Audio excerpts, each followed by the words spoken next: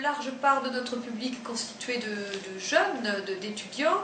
On a à cœur de sélectionner des films dont les thèmes sont susceptibles d'intéresser les jeunes.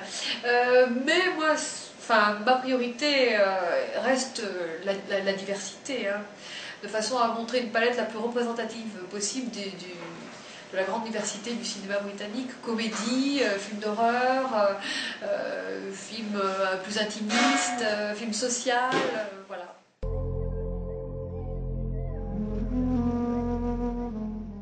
Je pense qu'il est aussi important de passer des films de répertoire. C'est aussi la fonction d'un festival. Par exemple, notre idée pour cette année serait de faire une mini rétrospective Michael Powell, qui est un auteur qui est peu connu en France, mais qui a inspiré Scorsese, Tavernier. Ce sont des bijoux cinématographiques.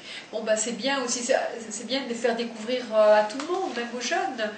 C'est pas parce que ce sont des films exactement en noir et blanc des années 40, 50 que faut s'en priver de les programmer.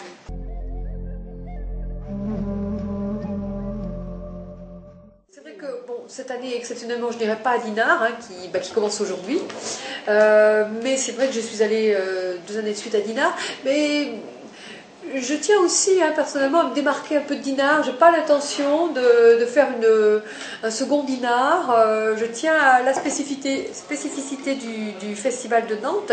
Donc on choisit en amont avec ma collègue fin juin, début juillet. Et on arrive donc à trouver des contacts, des adresses e-mail, et on envoie des emails aux agents, aux producteurs, aux cinéastes, et parfois on a des réponses.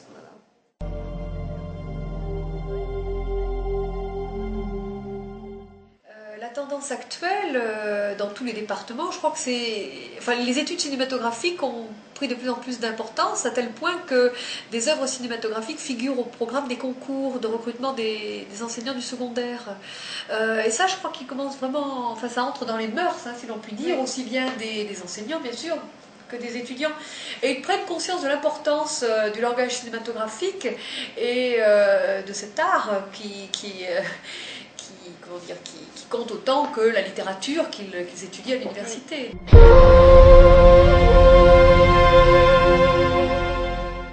avions reçu Leslie Otway qui avait réalisé et produit Mrs. Ratcliffe's Revolution, et qui avait donné lieu ensuite, suite à la projection, donc à une discussion passionnée avec le public, qui avait été très sensible à son engagement, je dirais, que je qualifierais donc de politique au bon sens du terme, le véritable parcours du combattant qu'elle a mené pour mener à bien son projet, qu'elle a défendu avec passion. Elle a même hypothéqué sa propre maison afin d'obtenir des fonds pour produire son film.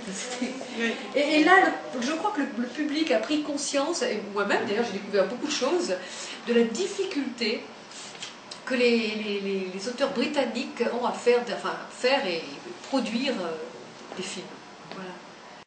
Alors nous, c'est vrai, en tant que spectateur, on a l'aboutissement final, le produit final, mais c'est vrai que comme ça on prend conscience de tout ce qu'il y a en amont, et quand c'est décrit avec passion et énormément d'humour par Leslie Otway, c'est un bonheur.